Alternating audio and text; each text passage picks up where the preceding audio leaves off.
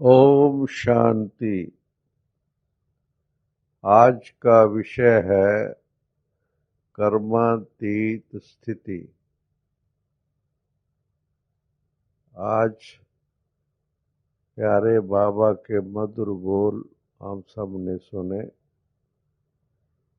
और उसमें खास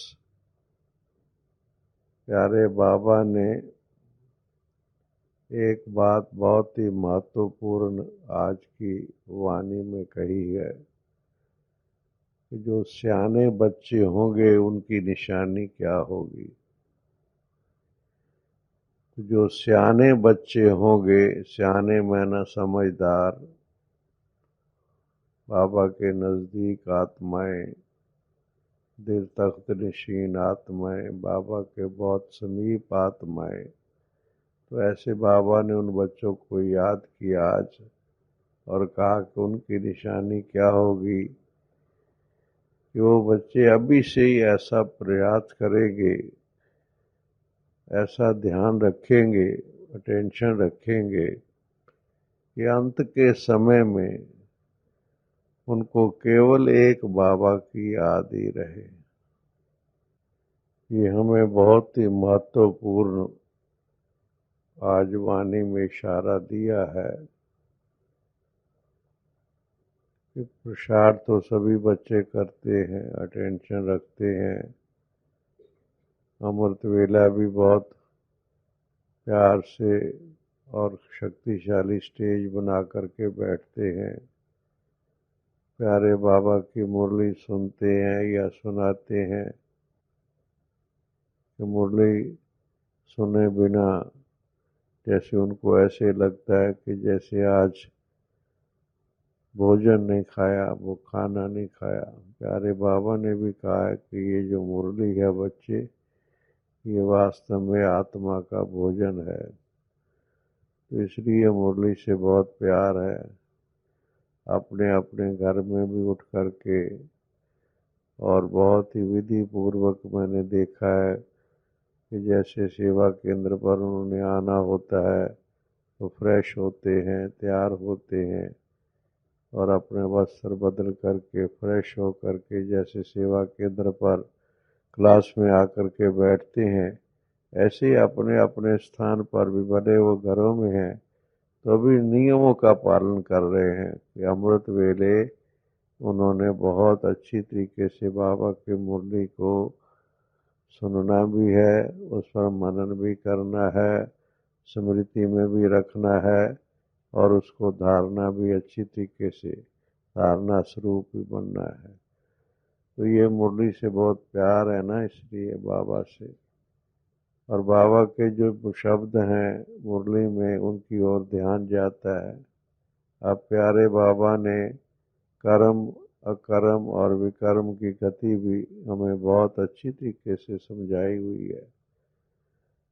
हर भाई बहन जो नया है या पुराना है, मैं ऐसे समझता हूँ कि ये जो कर्मों की गुह गति जिसे कहते हैं, कर्म फिलॉसफी इंग्लिश में कहते हैं, कर्म फिलॉसफी, कर्मों की गुह गति, उसको बहुत अच्छी तरह से समझते हैं और ख़ास तौर पर उनको ये अच्छी तरह से अब समझ में आ गई है कि इस सृष्टि चक्र में जो हमारी भिन्न भिन्न स्टेजेस रहती हैं, सतयुग से लेकर के ऑनवर्ड्स, सतयुग युग, त्रेता युग, द्वापर युग, कलयुग, संगम युग, तो ये चारे पांचों युगों की जो बाबा ने समझ दी हम बच्चों को, तो अभी हमारी बुद्धि में ये बहुत स्पष्ट रहता है कि सृष्टि का जो आदि काल है जिसको हम सतयुग कहते हैं, त्रेता युग कहते हैं, उसमें आत्मा सतो प्रधान रहती है, सर्वगुण संपन्न, 16 कला संपूर्ण, संपूर्ण निर्विकारी, मर्यादा पुरुषोत्तम, अहिंसा परमो धर्म, ऐसी स्टेज आत्मा की रहती है। और संपूर्ण पवित्रता, 16 कला संपूर्ण का माना ही यही है कि संपूर्णता की, पवित्रता की, संपूर्णता की स्टेज रहती है। अब काल चक्र के अनुसार जैसे जैसे पुनर्जन्म लेते लेते आत्माएं सतयुग से त्रेता युग में आती है, दो कला कम हो जाती है, बाबा ने कहा।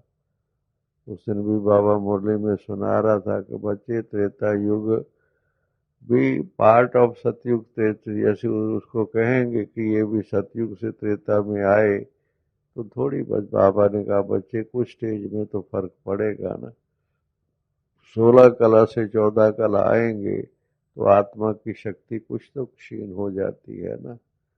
जो सुख, जो प्राप्तियां, जो अनुभूतियां सतयुग के अंदर होती है, सतयुग के आदि में, वो त्रेता के अंत में आते आते फर्क तो पड़ जाता है ना। तो बाबा प्यार से समझा रहा है। मगर जब द्वापर युग आता है तो फिर आत्मा की शक्ति, जो जैसे हम सब जानते हैं कि वो शक्ति जो आत्मा के अंदर 16 कला, 14 कला जो और शक्तियां रहती हैं, वो कम हो जाती हैं। इसलिए द्वापर से लेकर के फिर भक्ति मार्ग आरंभ होता है। ईश्वर को पुकारना, ईश्वर को ढूंढना, ईश्वर से शक्ति प्राप्त करने का संकल्प रखना, तो ये सब द्वापर युग में शुरू होता है। क्योंकि आत्माएं विकारों के प्रभाव में आ जाती हैं। विकारों के प्रभाव में आने के कारण कर्मों के अंदर फिर वो शक्ति नहीं रहती है। जो कर्म जो सतयुग के अंदर सतो प्रधान स्टेज रहती है, वो द्वापर में आकर के फिर रजोगुनी जिसे कहते हैं। और फिर जैसे जैसे आगे हम बढ़ते हैं, कलयुग में पहुंचते हैं, तो फिर तमोगुनी स्टेज होती है और लास्ट में तो तमो प्रधान स्टेज हो जाती है। तो ये सारी समझ बाबा ने बच्चों को अच्छी तरह से दे दी है। अब जो बाबा ने आज प्यारे बाबा ने खास सियाने बच्चे वो है जो कर्मातीत स्टेज, जिनको लास्ट में कुशवाए एक बाबा के जब शरीर से आत्मा अलग हो, ऐसा टाइम जब आए तो स्वाय एक बाबा के और कुछ भी याद ना रहे। अब ये स्टेज है, कोई साधारण स्टेज नहीं है। उसका कारण यह है कि हम 2 युगों तक, द्वापर और कलयुग में, आत्मा बहुत से प्रभाव में रही है, विकारों के प्रभाव में रही है। क्योंकि 3 स्टेजेस होती हैं। पहली है प्रभाव में आना, दूसरी स्टेज है लगाव में आना, तीसरी स्टेज है झुकाव में आना, और कई बार चौथी स्टेज भी बन जाती है जिसे कहते हैं टकराव में आना। तो इसलिए आप देखिए अच्छी तरीके से, प्रभाव में आना, उसके बाद फिर लगाव में आना, फिर उसके बाद झुकाव में आना, और फिर उसके बाद टकराव में आना। अब सबसे पहली पहली जो स्टेज है, आत्मा जैसे एक अपनी वो जो संपूर्णता की जो शक्ति है वो कम होती है जब आत्मा की, तो आत्मा प्रभाव में आती है, प्रभाव में आ जाती है। पहले उस पर किसी का प्रभाव नहीं होता। सतयुग त्रेता में वास्तव में जो संगम युग में जो आत्मा ने ईश्वर से शक्ति, ईश्वर के प्रभाव में आकर के जो आत्मा ने अपनी स्थिति बनाई संगम युग में, उसका प्रभाव सतयुग त्रेता युग में रहता है, जिसे हम प्रारब्ध कहते हैं। प्रारब्ध संचित कर्म भी भूति मार्ग में कहते हैं। तो ये हमारी स्टेज जो है सतयुग त्रेता में, प्रारब्ध स्वरूप। कौन से प्रारब्ध, किसकी प्रारब्ध? जो हमने संगम युग में पुरुषार्थ किया, ईश्वर पिता ने जो समझ दी उसके अनुसार, जिसको हम श्रीमत कहते हैं, उस श्रीमत के अनुसार जो हमने कर्म किए और वो कर्म हमारे श्रेष्ठ बने, और उसकी जो प्रारब्ध थी सतयुग त्रेता में सर्वगुण संपन्न 16 कला संपूर्ण, वो हमने व्यतीत किए। मगर जैसे द्वापर युग शुरू हुआ, आत्मा के अंदर वो शक्ति नहीं रही, तो आत्मा सबसे पहले पहले प्रभाव में आती है। जैसे उसके ऊपर जो पहले वाला प्रभाव था, ईश्वर का प्रभाव, श्रीमत का प्रभाव, वो खत्म होने लगा, तो अब दूसरे प्रभाव में आत्मा आ गई, देह और देहधारियों के प्रभाव में। इसलिए ये जो विकार भी जो है, ये क्या चीज है? ये भी तो जो देह और देह के संबंध में जब हम आते हैं और उसके अंदर जो कुछ कमजोरियां आ जाती हैं, वो जो कमजोरियां आने के कारण फिर आत्मा को शक्ति की जरूरत होती है काम करने के लिए। जैसे एक व्यक्ति बुजुर्ग हो जाता है, चलने के लिए उसको लाठी का सहारा लेना पड़ता है, किसी न किसी का सहयोग लेना पड़ता है। कमजोर व्यक्ति को ऐसी आत्मा जब कमजोर हो जाती है, जब उसकी शक्तियां क्षीण हो जाती हैं, तो आत्मा फिर उसको प्रभाव में आती है, किसी का सहयोग लेती है आत्मा। वो जो सहयोग विकारों का सहयोग लेती है, और विकारों के सहयोग के कारण देहधारियों के संबंध और संपर्क में आ करके देहधारियों के प्रभाव में आत्मा आ जाती है। फिर उसके अंदर कई चीजें हैं। फिर उसके अंदर भक्ति मार्ग में आप देखेंगे कि बहुत से धर्म गुरु हुए, बहुत से संत महात्मा हुए, ऋषि मुनि महात्मा हुए। द्वापर से आगे ऑनवर्ड जैसे हम बढ़ते हैं, भक्ति मार्ग बढ़ता है, तो कितने कई किस्म की आत्माएं जो भले उनके अंदर ब्रह्मचर्य की शक्ति थी, संत महात्मा थे, त्याग और तपस्या की जीवन थी, फिर भी हैं तो देहधारी ना। फिर भी कहने में तो यही आएगा ना कि देहधारियों के प्रभाव में तो आए ना हम। देहधारियों के प्रभाव में आने के कारण जो आत्मा के अंदर वो जो श्रीमत की शक्ति थी, जो ईश्वर की शक्ति थी, वो तो काम नहीं करे किया ना फिर आत्मा ने। अब जैसे प्रभाव में आए, पहले प्रभाव में आए, माना कि अच्छा लगता है। जैसे हम किसी की कोई बात सुनते हैं, कोई धर्म की, कोई ग्रंथ की, कोई कथा कहानी की, कोई हमें अच्छी बातें सुनाते हैं चरित्र की, अपने जीवन को अच्छा बनाए रखने की, पवित्रता की, ब्रह्मचर्य की, धारणा की, कई बातें ऐसे संत लोग बड़ी अच्छी अच्छी बातें सुनाते हैं, कथा कहानियां सुनाते हैं, तो उनके प्रभाव में आते हैं, क्योंकि हमें जरूरत होती है ना, हमें आवश्यकता होती है। जो हमारी शक्ति कम हो गई होती है सतयुग त्रेता वाली, उसको हम फिर रीगेन करना चाहते हैं। अंग्रेजी में भी कहते हैं पैराडाइज लॉस्ट, पैराडाइज रीगेन्ड। क्या माना कि जो धर्म में शक्ति खत्म हो गई थी, सतयुगी शक्ति, वो लॉस्ट, पैराडाइज लॉस्ट, अब उसको फिर रीगेन करना चाहते हैं, दोबारा प्राप्त करना चाहते हैं। तो इसलिए पहले पहले हमें वो बातें अच्छी लगती हैं, धर्मों की, संतों की, ऋषियों की, मुनियों की, महात्माओं की बातें अच्छी लगती हैं, तो पहले प्रभाव में हम आते हैं। जैसे प्रभाव में आते हैं, और ऐसे फिर जैसे कि एक तरफ तो ऋषि मुनियों का, संतों का प्रभाव भक्ति मार्ग में, दूसरा फिर वो ताकत न होने के कारण देह और देह के संबंध में भी, अभी पति पत्नी का संबंध है, युगल है, बहुत अच्छी बात है। बाबा भी कहता है भाई ये तो प्रवृत्ति मार्ग है, मगर जो सतयुग त्रेता में प्रवृत्ति मार्ग की स्टेज रहती है, वहां एक दूसरे की अधीनता नहीं होती है, वहां पति पत्नी के प्रभाव में नहीं होते हैं, समान जो होता है, आप देखो समानता का भाव रहता है। अब श्री लक्ष्मी नारायण को अब राजगद्दी पर दोनों को बिठाते हैं।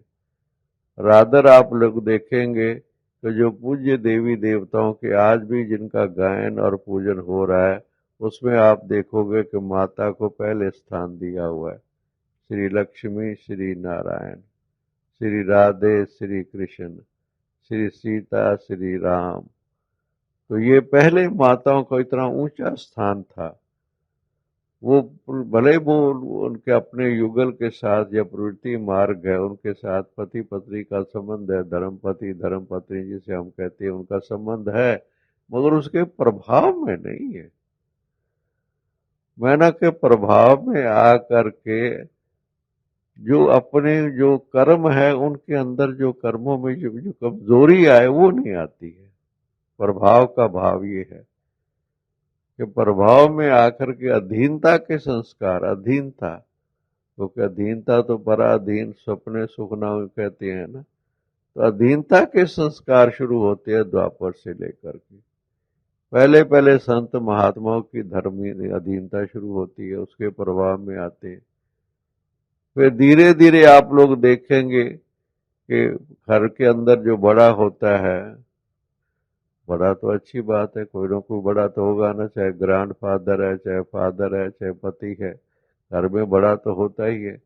अब उसके प्रभाव में फिर आ जाते हैं, और प्रभाव में आने के बाद जो अगली स्टेज हो जाती है झुकाव, लगाव, अटैचमेंट जिसे हम कहते हैं।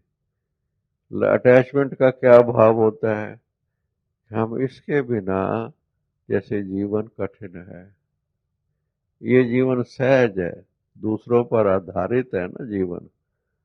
जो दूसरा गाइड करे, जैसा चलाए वैसे चलेंगे हम, बस ठीक है। तो है वो डिपेंडेंस, मगर अच्छा लगता है। इसलिए शास्त्र ग्रंथों में भी ऐसी बातें लिख दी कि पति ही आपका परमेश्वर है, पति ही सब कुछ है आपका।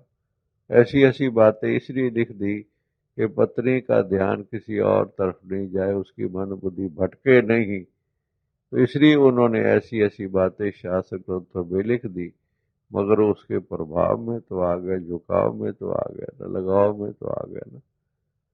तो इसलिए जब पहले प्रभाव होता है फिर लगाव होता है, अटैचमेंट जिसे कहते हैं। अब जैसे लगाव होगा फिर झुकाव होता है। झुकाव का माना क्या? तो उसके अलावा कुछ नहीं सोचना, बस वही हमारा ईश्वर सतगुरु है, वही हमारा, वही गति सदगति दाता भी पति ही है। ऐसी शिक्षा शास्त्र ग्रंथों में भी ऐसी शिक्षाएं लिखती समय अनुसार।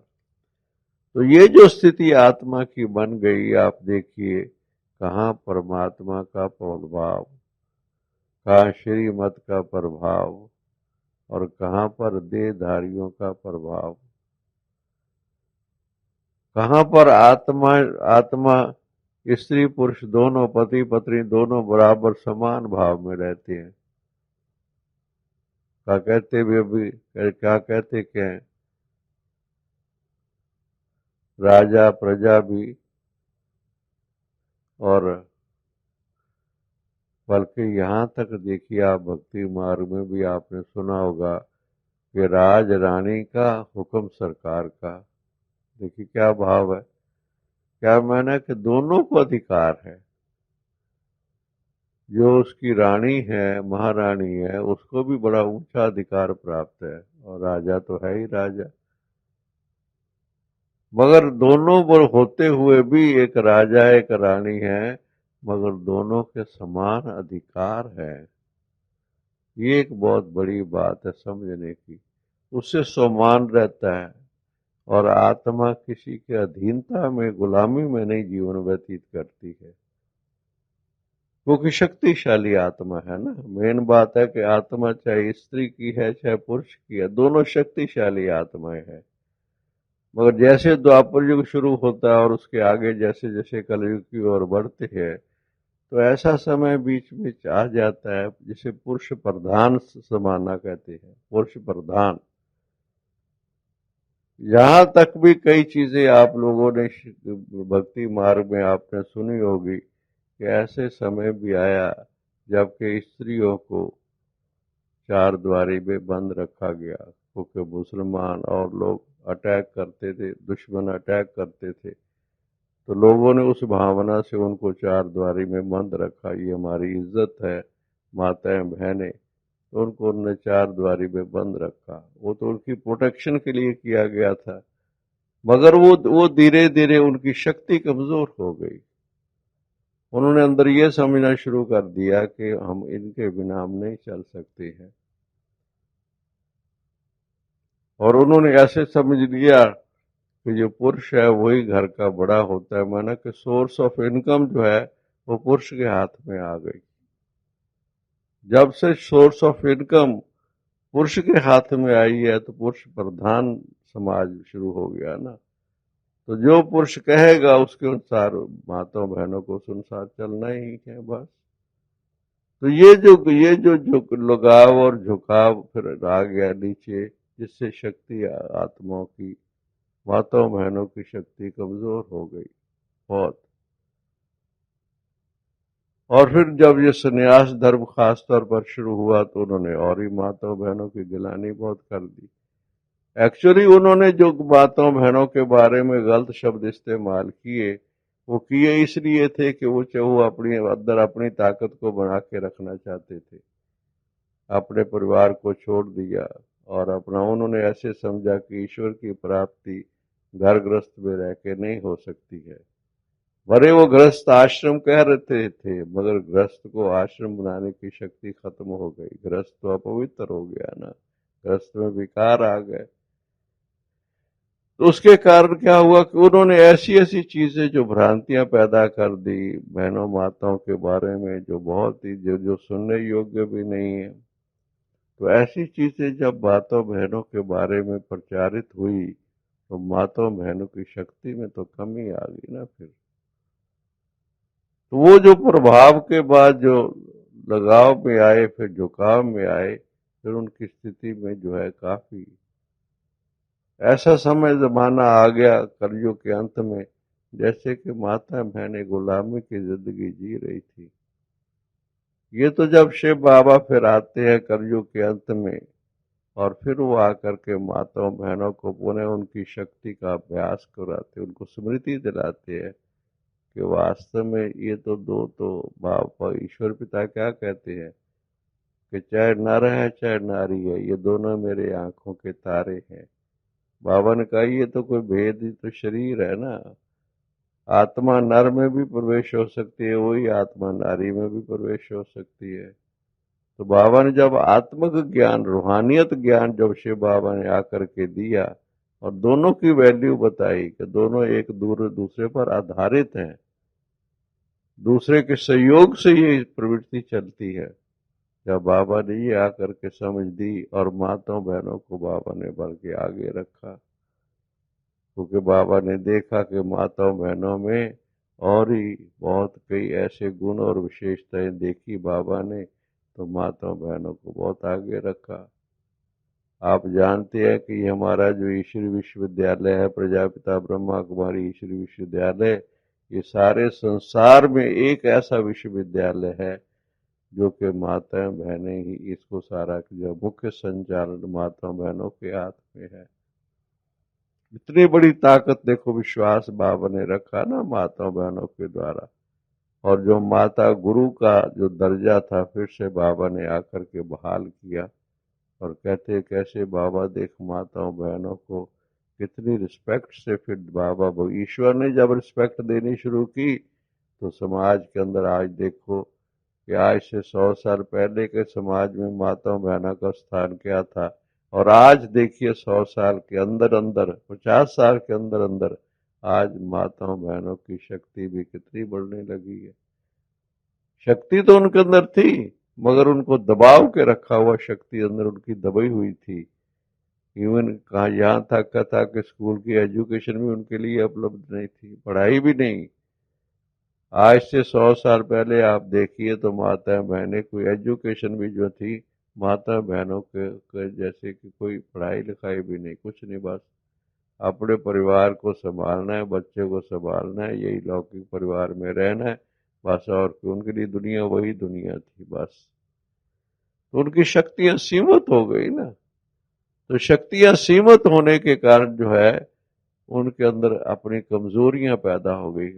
अविश्वास, कमजोरी का भाव यह है कि उनके विश्वास में फर्क आ गया। हम मेल के बिना, हम मेल प्रकृति के बिना, हम मेल के सहयोग के बिना हम नहीं आगे बढ़ सकते हैं। पुरुष प्रधान वातावरण पैदा हो गया ना। तो इसलिए जो है फिर कर्म, फिर जब लगाव भी आया, प्रभाव भी आया, लगाव भी आया, झुकाव भी आया, तो कर्मों के अंदर कैसी स्टेज आ गई। फिर कहाँ हमारे कर्म श्रेष्ठ और कहाँ हमारे कर्मों के अंदर फिर विकारों की अधीनता आ गई ना। कर्म हमारे विकारों से प्रभावित हो गए, चाहे काम है, चाहे क्रोध है, चाहे लोभ है, या मोह अहंकार है। तो हमारे कर्म चाहे मेल या फीमेल, दोनों के, माताओं बहनों के, भाइयों के, सबके कर्मों के अंदर गिरावट आनी शुरू हो गई। इसलिए सतो प्रधान से हम तमो प्रधान में पहुंच गए। अब प्यारा बाबा फिर आकर के हमें अपने स्वमान में स्थित करता है, समझ देता है, ज्ञान देता है, और आकर के हमारी स्थिति को फिर से श्रेष्ठ बनाता है। इसलिए वो कहता है कि बच्चे आपको के वापस जाना है काल चक्र के अनुसार। सतयुग, त्रेता युग, द्वापर युग, कलयुग, अब संगम युग, वापसी का टाइम है। शिव बाबा आते ही ऐसे समय पर ईश्वर पिता, तो वो आकर के हमें समझ देते हैं कभी तो वापस जाना है ना, तो वापस कैसे जाना है। जिस जिस स्थिति से हम अपने घर से आए थे, पवित्रता की शक्ति से, शुद्धता की शक्ति से, शांति की शक्ति से, वो सारा पुनः हमने फिर शिव बाबा आकर के हमें उसकी तैयारी करवाते हैं और हमारे अंदर वो गुण और विशेषताएं फिर से हमारे अंदर विकसित हो जाती। अंदर जो दबी हुई थी हमारे अंदर शांति की शक्ति, स्नेह की शक्ति, अंदर में जो हमारे अंदर अष्ट शक्तियां जिसे कहते हैं आत्मा की, वो प्यारे बाबा ने जो विधि बताई कि बच्चे आप मेरे साथ मन और बुद्धि को एकाग्र करो, बस रहो परिवार में, समाज में रहो, काम धंधे जो कुछ भी करो, मेल है या फीमेल है, कोई भी है, मगर आप अपनी स्वस्थिति में रह करके कर्म करो, स्वधर्म में रह करके कर्म करो, अपने स्वरूप में रह करके कर्म करो। तो ये जो प्यारे बाबा ने शक्ति दी, समझ दी, तो उसके कारण फिर परिवर्तन आना शुरू हो गया। अब वो परिवर्तन तो आ रहा है। लास्ट आप देखिए कितने साल हो गए, 80 साल से ऊपर हो गए, जब से लेकर के ये शिव बाबा ने अपना कार्य आरंभ किया 1936-37 से, 80 साल से भी आप देखिए कितने 84 साल के लगभग हो गए। तो अब ये फिर से लेकर के कार्य आरंभ हुआ और वो जो ज्ञान और वो जो उसका प्रभाव अब दिखाई देने लगा है। माताओं बहनों में भी शक्ति आने लगी है। जो एकदम विकारी जिंदगी थी उससे निर्विकारी जिंदगी अपनाने लगे हैं। अब क्योंकि वापस जाना है, वापसी की तैयारी हो रही है, इसलिए शिव बाबा ने कहा जो आज के महावाक्य थे हम सब ने सुने हैं कि समझदार सियाने बच्चे वो हैं जो अंत में बस अंत में उनको केवल एक की याद रहे। तो जो द्वापर और कलयुग में आत्माएं में जो देह और देह के संबंध से प्रभावित रही, देहधारियों से प्रभावित हो गई आत्माएं, चाहे मेल चाहे फीमेल, प्रभावित हो गए थे बहुत ज्यादा। अब बाबा कहता नहीं बच्चे वापस जाना है ना, तो वापस जाने के वक्त जो है इस प्रभाव से, इस दुष्प्रभाव से, बल्कि ये प्रभाव जो देह और देहधारियों का है, ये बच्चे ये दुष्प्रभाव है, ये हमारे कर्मों में कमजोरी लाता है, ये कर्म को विकर्म बना देता है। कहाँ हमारे श्रेष्ठ कर्म, सतो प्रधान कर्म, और कहाँ पर हमारे कर्मों के अंदर कैसी स्टेज आ गई देखो, हमारे कर्म विकर्म बन गए ना। कहाँ पर सतयुग त्रेता में के कर्म के अंदर अकर्म स्टेज रहती है। कर्म का भाव यह कि ना अच्छे का प्रभाव ना बुरे का प्रभाव, नहीं, वहां पर सब है ही देवी देवता, अच्छे ही कर्म होते हैं। तो इसलिए जो है उस कर्म से की स्टेज से जो द्वापर और कलयुग में कर्मों में विकर्मों की स्टेज बन गई, दुष्प्रभाव हो गया। अब शिव बाबा आके समझ दे रहा है कि बच्चे नहीं, आप अपनी ऐसी स्थिति बनाओ कि आपने जाना है ना, वापस की तैयारी है ना, तो अंत के समय पर हमें किसी भी देहधारी के प्रभाव से हम मुक्त हो जाए, बस अंत में किसी की याद ना आए का भाव क्या है बाबा का। क्योंकि याद तब आती जहाँ लगाव होता है, जहाँ झुकाव होता है, जहाँ टकराव होता है। आप देखिए वहां याद आएगी जरूर। जिसके साथ लगाव होगा, जिस आत्मा की तरफ झुकाव होगा और जिसके साथ टकराव होगा, उसकी याद जरूर आत्मा को अंदर आएगी। अधीनता, ये भी अधीनता का संस्कार होता है ना, अंदर प्रभाव में रहना किसी के अंदर। प्रभाव में रहने में आप देखो, जैसे ये शरीर है हमारा, शरीर हमारा बिल्कुल ठीक है, अगर हम किसी प्रभाव में अगर नहीं है हमारा शरीर तो बहुत ठीक है। मगर अगर ये शरीर हमारा प्रभाव में आ गया, किसी छोटी मोटी बीमारी के प्रभाव में आ गया, तो ये शरीर की शक्ति फिर वो काम तो नहीं करेगी ना। फिर जैसे जैसे आप देखो शरीर की आयु बढ़ती है, तो ये शरीर का प्रभाव जो शक्ति है, शरीर की शक्ति कम होने लगती है। तो फिर देखो बार से इसको बस सहयोग लेना पड़ता है ना। फिर तो प्रभाव में आ गई ना शरीर हमारा, गुलामी एक किस्म की होगी ना, पराधीन हो गया ना। ऐसे आत्मा है, जैसे शरीर है वैसे आत्मा है। इसलिए इस बात को अच्छी तरीके से समझना है कि आज के जो महावाक्य हैं कि बच्चे अंत के समय में आपको किसी की भी याद ना आए, एक शिव बाबा के सिवा किसी की भी याद ना आए। अब उसकी तैयारी तो अभी से करनी पड़ेगी ना। और उसकी विधि मैंने कई बार आगे भी सुनाया है कि हम कब योग में तो बैठते हैं, चलो भी अच्छी बात है, बाबा के महावाक्य मुरली भी सुनते हैं, सेवा भी जितनी हो सकती है स्थूल सूक्ष्म सेवा में भी लगे रहते हैं, मगर हमें कुछ अपनी चेकिंग भी तो करनी चाहिए ना। हम जो पढ़ रहे हैं या हम आगे बढ़ रहे हैं, उसकी प्रोग्रेस भी तो हमारे ध्यान पर आनी चाहिए ना। अगर हम 10-15 मिनट के लिए भी थोड़ा सा समय निकाल कर, कोई भी बहन हो, भाई हो, माता हो, बच्चा हो, बुजुर्ग हो, 10-15 मिनट अगर अपने आप को अंदर अपनी चेकिंग तो करें ना कि मैं किसके प्रभाव में अभी मैं हूँ। अच्छा, क्या मुझे क्या चाहिए किसी से? मैं क्यों गुलामी की, मैं किसी की गुलामी में क्यों रहूं? मैं पराधीनता है ना। मैं क्यों, किस लिए मैं रहूं? मुझे क्या चाहिए? मैं ईश्वर की जो है, ईश्वर का मैं क्या, मेरा बाबा मैं कहता हूँ, क्या वो मेरी पालना नहीं कर सकता? बाबा की ये एक ही समय है, संगम युग है, कलयुग, सारे सृष्टि चक्र में, जबकि आत्माएं परमात्मा के संबंध और संपर्क में आती है। जब डायरेक्ट पालना ईश्वर से आत्मा को मिलती है, वो एक ही समय संगम युग का है। सर्व संबंधों का वो आकर के अनुभव कराता है और प्राप्ति करवाता है, सिर्फ संबंध नहीं, प्राप्ति करवाता है वो। तो जब हमें वो सब कुछ देने के लिए दाता भी टाइम है, जब वो समय निराकार है ना, साकार प्रजापिता ब्रह्मा हमारे सामने नहीं है, मातेश्वरी सामने नहीं है, दादी प्रकाश बनी जी हमारे सामने नहीं है, फिर क्या हुआ? फिर क्या हुआ?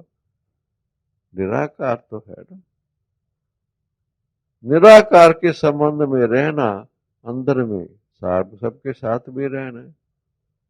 ये निराकार शिव बाबा ये नहीं कहता केवल एक मेरे संबंध में रहो और सबसे संबंध तोड़ दो। नहीं, बाबा का ये भाव नहीं है। बाबा का ये भाव है कि उनके साथ भी आपने संबंध में रहना है, स्नेह में रहना है, प्यार में रहना है, मगर गुलामी में नहीं रहना है, उसके प्रभाव में नहीं रहना है, अधीनता में नहीं रहना है। ये बाबा का आज की मुरली का भाव ये था कि हमें अपने अंदर में लास्ट की तैयारी करनी है, जाना है ना हमने फिर अंत मते सो गते। अगर अब अंत और कब करेंगे, कब? ये नहीं है कि बाबा ने एक मुरली में कहा ना, कई बच्चे समझते हैं कि अच्छा बाबा धीरे धीरे हो जाएगा। बाबा कहता नहीं बच्चे, जो करना है सभी कर ले, ये वक्त जा रहा है। अंत में कब करोगे फिर? अभी तो शरीर में थोड़ी बहुत ताकत है और आप कुछ कर भी सकते हो, अंत में तो आपसे ये भी नहीं होना जो भी हो रहा है, तो फिर क्या करोगे फिर? इसलिए बाबा बहुत प्यार से समझा रहा है। बाबा की जो समझानी आज की है, ये बहुत बहुत ही महत्वपूर्ण है कि हमें, और जितने भी और कार्य भी तो हम रोज करते ही है ना। सारे दिन में कितनी जिम्मेवारियों से हम काम कर रहे हैं, कितनी और रिस्पॉन्सिबिलिटी है, कितना हमारे अंदर दूसरों का सेवा भाव है, बहुत कुछ है, हमारी विशेषता है, बाबा भर रहा है। मगर हमें अपने आप को स्वतंत्र भी बनाना है, सबके साथ रहना भी है, और अंदर में मेरा बाबा बस, मेरी पालना करने वाला, मुझे शक्ति देने वाला, मुझे गाइडेंस देने वाला, और इसका अनुभव हो अंदर में कि कोई बात भी ऐसी हो। बाबा ने कई बार मुरलियों में इसकी विधियां बताई हैं। कई बार बाबा ने बताया कि कोई बात ही बच्चे आपके सामने आ जाए, अच्छा आप मेरे मेरे से बात करो, रूहान करो, मेरे से बात करो। कोई भी चीज आपके सामने आ जा, बाबा ये बात है, बस आप मेरे से राय लो ना, मेरे से बातचीत करो ना, मेरे से शक्ति लो ना, मेरे से गाइडेंस लो ना। बाबा तो रोज कह रहा है मुरली के अंदर, आप देखिए कोई एक मुरली उठा करके आप लोग देख लो जिसमें बाबा डायरेक्ट संबंध में लाने के लिए क्या कुछ नहीं कर रहा है बाबा। क्योंकि बाबा जानता है कि आत्माओं को अधीनता के संस्कार बन गए हैं। अच्छा लगता है किसी के अधीन रहने में, अच्छा इसलिए लगता है कि जिम्मेवारी नहीं है कुछ भी, कोई जिम्मेवारी नहीं है, अधीनता है तो वो अच्छा लगता है, गुलामी अच्छी लगती है। बाबा कहता है नहीं बच्चे, आपको तो राजा है, आपको आत्मा अंदर, आपकी बड़ी शक्ति है। बाबा हमें अपनी शक्तियों का आभास करा रहा है ना, देखिए।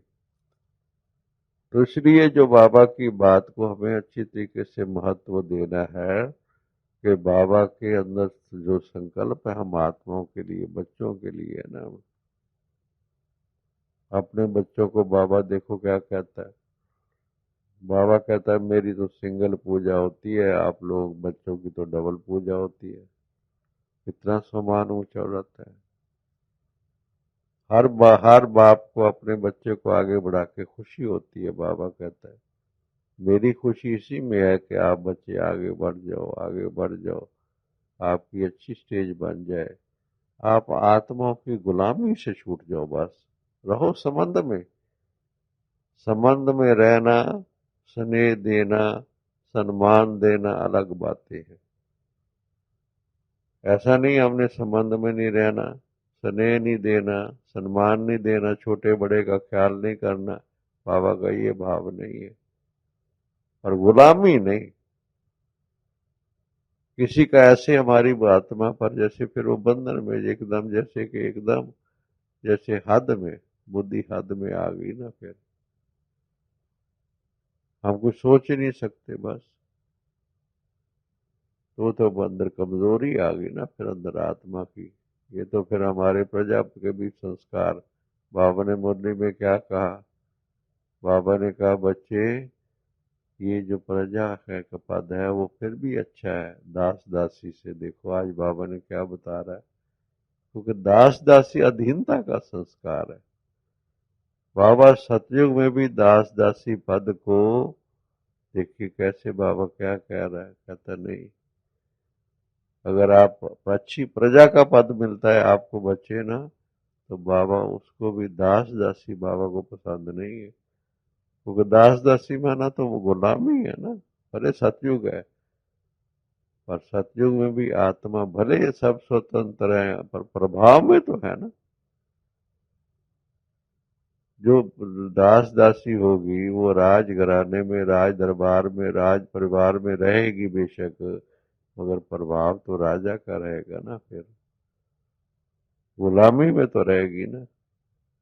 और जबकि प्रजा में जो होंगे आत्माएं, वो तो अब अपना जैसे कि पति पत्नी बेशक है, मगर गुलाबी तो नहीं है ना, गुलामी का संस्कार तो नहीं है ना प्रजा पद में। मगर दास दासी में ये गुलामी का पद, ये जो संस्कार है, बाबा बाबा उससे छुड़ाना चाहता है। इसलिए बाबा कहता है बच्चे आत्माओं के प्रभाव से मुक्त रहो। आत्माओं के प्रभाव से, ये बहुत अच्छा टॉपिक है, बहुत बढ़िया टॉपिक है बच्चे, जो आज बाबा ने कहा। तो बच्चे अंत के समय की तैयारी करो, अंत के समय की तैयारी करो। अंत मते सो गते, बच्चे अंत में किसी की याद न आए। ये कोई साधारण पुरुषार्थ नहीं है, ये कोई एक दो दिन में नहीं है। इसके लिए अच्छी ध्यान देना पड़ता है कि अंत के समय हमें केवल एक ईश्वर पिता की याद रहे, बस। अंत सुहेला, अंत मते सो गते, मुझे एक बाबा के सिवाय और किसी की याद ना रहे। ओम शांति, ओम शांति, ओम शांति।